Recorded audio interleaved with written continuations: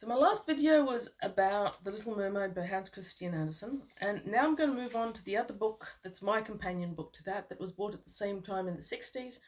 This is another Hans Christian Andersen from the same series. It's called The First Three Tales. I don't know if that's actually the first three tales he wrote or not, but it's part of a series. They were all have illustrations included from many countries. They were all introduced by someone called Erik Dahl, who makes a wonderful introduction, and they're all translated from the Danish by someone called David Hohnen, maybe Hohnen, I don't speak Danish, but by someone who made a point of doing their absolute best in staying true to the literary quality of the original Danish. I think that makes all of these tales very, very beautiful. He's obviously made his best attempt to keep the Danish figure of speech in them, and that apparently was one of the things about Andersen that really caught the public's attention in the 1800s when they came out, was because there'd never been fairy tales really written in Danish. In the early to mid 1800s, fairy tales were still mostly things that were told, not written down. Now, I think this one was bought in the late 60s, and it includes three stories: The Tinderbox, Little Klaus and Big Klaus, and The Princess and the Pea. Now, two of these stories are actually stories that are known from other sources as well, but one of them, and I think it's The Princess and the Pea, is believed to have been totally invented by Hans Christian Andersen himself. I think in one letter he actually said that it was from one that he'd heard when he was young, but no one can trace where or when you would have heard it. A lot of effort has gone into tracing his fairy tales, by the way. Traces of the different ones can be found all over Europe and Scandinavia, but the actual source is never going to be identical, because Hans Christian Andersen wasn't trying to transcribe folk tales. He was trying to take a folk tale and make it into a story of his own, with his own adaptations, as one he would tell to a child. And doing so made him famous. Yes, tales told for children was the way he put it. So, when these first came out, and I'm not sure when they came out, perhaps a Danish editor should not give away his 19th century colleagues. After all, they had their good reasons for passing judgment as they did.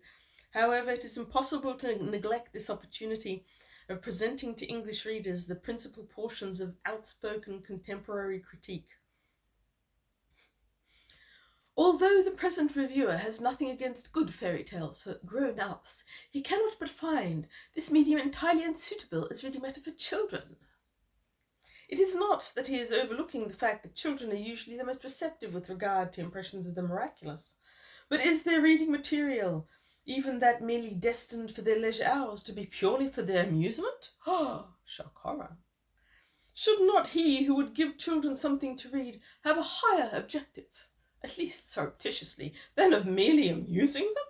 What a horrible thing to do to children, right? Amuse them. The writer goes on to say that reading matter this time cannot instruct. And it's kind of nice to know that gatekeeping critics were still already alive and well in the 19th century, and that a jealous critic hasn't changed over the last 200 years. I find that quite amusing. Anyway, on to the actual fairy tales. The first one is The Tinderbox, and well, it was a fairy story that was very well known when I was young. Hello, bird. I'm not sure that it's a commonly known one anymore. It's about a soul. It's an adaptation from other stories in various ways and means. There's definite touch of Middle East to it as well. It's about a soldier who's heading home from the wars, and he's all happy to be heading home. He comes across an old witch on the path who says, "If I tie a rope around your middle and let you down that hollow tree, you will pass 3 chambers in which each sits a huge scary dog. If you bypass the huge scary dog, they will be sitting on a chest that is full, first of all, of copper, then silver, then gold coins. And he does that because it's a fairy tale, and of course he does, and here's a very pretty picture of him doing it. Once again, these series have the most magnificent artwork. This one is by Wilhelm Pedersen in Denmark from 1848. Anyway, the only thing the old crone wanted was a tinderbox to be found further on in the empty hollow log. So he does that. He goes into the first room and finds a huge scary dog, into the second room an even huger and scarier dog, and finally the hugest, scariest dog, heaps of gold is to be found in that scary dog's chest. Then he takes the tinderbox, but when he comes back out, instead of giving it to the witch, he kills her and keeps it. Charming, right? And he goes on to live the life of Riley because he's got all this money. When the money runs out, he finds out that by striking the tinderbox once, he can summon the first dog, twice he can summon the dog from the second chamber, and 3 times he can summon the dog from the third chamber, and they will do his bidding. In this case, he's fascinated by a princess, and the dogs go out and bring her to him every night. That quite amazing picture is from Armenia, 1946, and it's definitely got that Eastern influence on it. Now, eventually the king gets sick of having his daughter vanish miraculously in the middle of the night, and he does eventually locate the soldier. He's about to hang him, but the soldier asks for his last wish to be a smoke. He strikes the tinderbox and brings all the dogs. The dogs set him free and eventually establish him as king. And we've got some more absolutely amazing artwork. Oops. To show what the dogs are like and the heinous things that they do around the gallows. So the soldier marries the princess and they live happily ever after. Or whatever. The next story is Little Klaus and Big Klaus. I haven't heard this one anywhere, and I have doubts about why it would be included. It's very, very harsh by today's standards. I almost can't imagine how you would adapt this fairy tale for anything but a human being. But if Pan's Labyrinth, the movie, was made for adults, I think this would make a marvellous movie for adults. You've got trickery, you've got murder, you've got nasty stuff happening galore. You've got Little Klaus and Big Klaus. Big Klaus is so named, they live in the same village. Big Klaus is so named because he owns 4 horses. Little Klaus only owns 1. Little Klaus does something stupid and Big Klaus kills his 1 horse. And because it's a fairy tale, he doesn't go to the magistrate and ask for recompense. Instead, he skins the horse, tries to sell the horsehide, ends up with the most incredible, bizarre set of circumstances that end up with him being rich and rich again. Each time he gets rich, Big Klaus gets jealous and tries to emulate his way of getting wealthy, and each time it doesn't work for him. Here's a wonderful little illustration from Israel about Little Klaus sitting on his 1 horse that's just been killed. Again, these stories have gone everywhere in the world, to every language, and no one's had a problem with identifying with them. So Little Klaus fools a farmer into paying for the horsehide, and then Big Klaus kills Little Klaus's already dread grandmother, but he fools an innkeeper into thinking that he did it himself, so he pays Little Klaus to not prosecute him because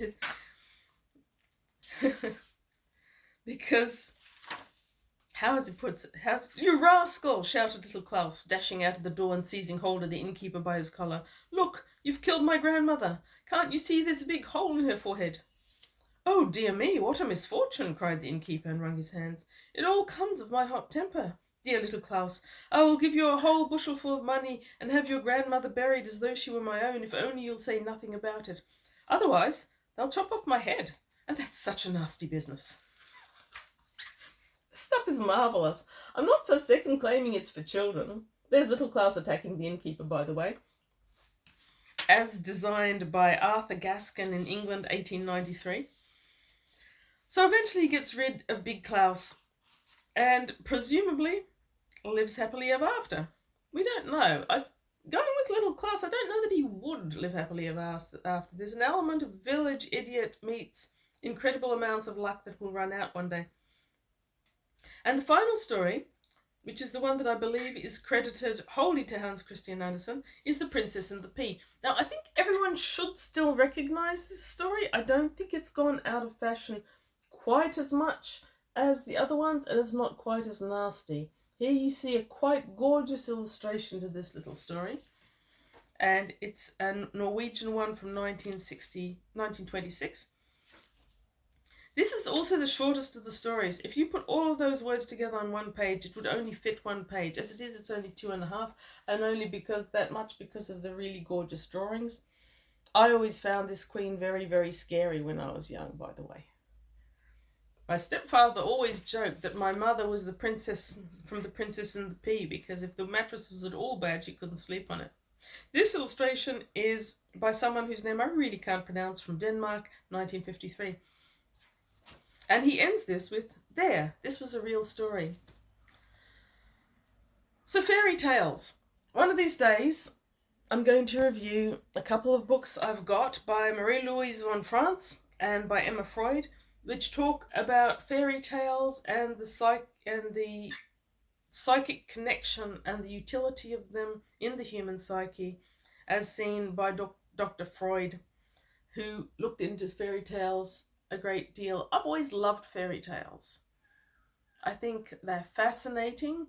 I think you can learn as much about humanity from a good fairy tale as you can from half a dozen self-help books and some psychology thrown in. The retellings of them are often fascinating as well, and I'm sure I'll get around to reviewing some of those sooner or later. But in the meantime, there are 2 books of fairy tales, The Little Mermaid and The Three Tales. Anyone who likes literature should definitely try them because the writing is gorgeous, in the right translation. Anyone who likes fairy tales, maybe move away from some of the more modern fairy tale retellings every now and then and read some of the original fairy tales. You might get quite a bit unexpected amounts out of them. And YouTube says that you should like and subscribe. I would love you to comment if you've read other fairy tales. If there's other fairy tales you'd like me to read and they're originals, I might be on board with it if I haven't read them already. If you want me to review some of them, let me know.